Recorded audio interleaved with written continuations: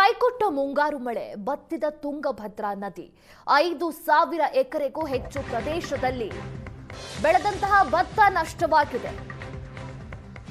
ಮುಂಗಾರು ಕೈಕೊಟ್ಟು ರೈತರಿಗೆ ಸಾಕಷ್ಟು ಸಮಸ್ಯೆ ಆಗ್ತಾ ಇದೆ.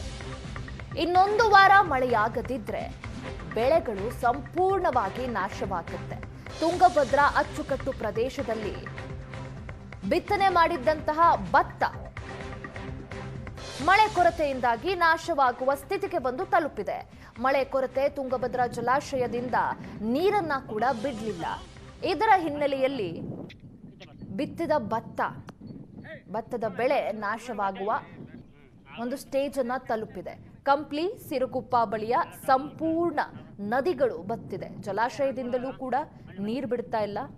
ವ್ಯವಸಾಯಕ್ಕೆ ಕುಡಿಯೋ ನೀರಿಗೂ ತೊಂದರೆ ಆಗಬಹುದು ಅನ್ನೋ ಉದ್ದೇಶದಿಂದ ಈ ಆದೇಶ ಸರ್ಕಾರದಿಂದ ಬಂದಿತ್ತು.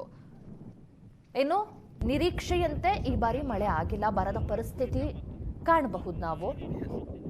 ಹಾಗಾಗಿ ರೈತರು ಬೆಳೆದಂತಹ ಬೆಳೆ ಎಲ್ಲವೂ ಕೂಡ ಈಗ ನಾಶವಾಗುವ ಹಂತವನ್ನ ತಲುಪಿದೆ ಮಳೆಯ ಕೊರತೆಯಿಂದಾಗಿ.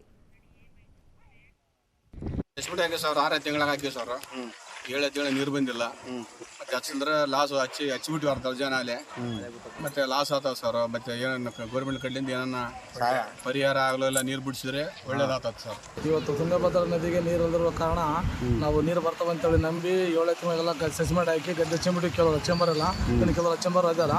ಆದರೆ 30ರಿಂದ 35 ಸಾವಿರ 40 ಸಾವಿರ ಖರ್ಚು ಮಾಡ್ಯಾರ ಸರ್ಕಾರ. ಆದಷ್ಟು ಮಟ್ಟಿಗೆ 24 ನೀರು ಐತೆ. ಒಂದು 10,000 ನೀರು ಬಿಟ್ಟರು ನಮ್ಮ ನದಿ ಬರುತ್ತೆ. ಅದರಿಂದ ನಾವು ಏನೋ ರೈತರು ಉಸಿರಾಡ್ತೇವೆ. ನಮಗೆ ಇವಾಗ ಸದ್ಯ ಸರಿಯಾಗಿ ಸಮಯಕ್ಕೆ 2 ಬೆಳೆ ನೀರು ಕೊಟ್ಬಿಟ್ರೆ ನಾವು ಸರ್ಕಾರದಿಂದ ಏನು ಕೇಳೋಕ್ಕಲ್ಲ. ಇವಾಗ ನೀರು ಇರಲಾದಿರೋ ಕಾರಣ ನಮಗೆ ಕಂಪಲ್ಸರಿಗೆ ಒಂದೊಂದು ಎಕರೆಗೆ 30ರಿಂದ 40 ಸಾವಿರ ರೂಪಾಯಿ ನಷ್ಟ ಪರಿಹಾರ ಸರ್ಕಾರ ಕೊಡಲೇಬೇಕಂತೇಳಿ ಒತ್ತಾಯ ಮಾಡ್ತಾ ಇದೀವಿ. ಅದು ಒಂದು ವೇಳೆ ನಷ್ಟ ಪರಿಹಾರ ನಮ್ಗೆ ಏನಾದರೂ ಕೊಟ್ಟಿಲ್ಲ ಅಂದರೆ ರೈತರು ನಮಗೆ ಉಳಿಗಾಲಿಲ್ಲ. ಯಾಕಂದರೆ ನಾವು ಭತ್ತನೇ ಬೆಳೆದಿಲ್ಲ ಅಂದರೆ ನಾವು ಭತ್ತ ಕೆಲಸ ಬಿಟ್ಟು ಬೇರೆ ಕೆಲಸ ಮಾಡೋಕ್ಕೆ ಬರೋಂಗಿಲ್ಲ.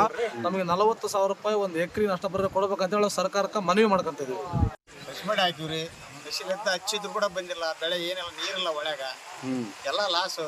ಎಲ್ಲ ಒಂದು 30 ಸಾವಿರ ರೂಪಾಯಿ 35 ಸಾವಿರ ಖರ್ಚು. ಬೇಸಿಗೆ ಫಲ ಕೂಡ ಇಲ್ಲ ನಮಗೆ ಸತ್ಲಿ.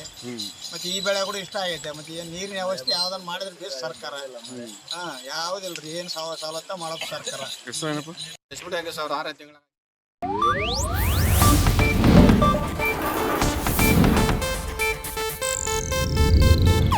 ಇದು ಏಷ್ಯಾನೆಟ್ ನ್ಯೂಸ್ ನೆಟ್ವರ್ಕ್ ಪ್ರಸ್ತುತಿ.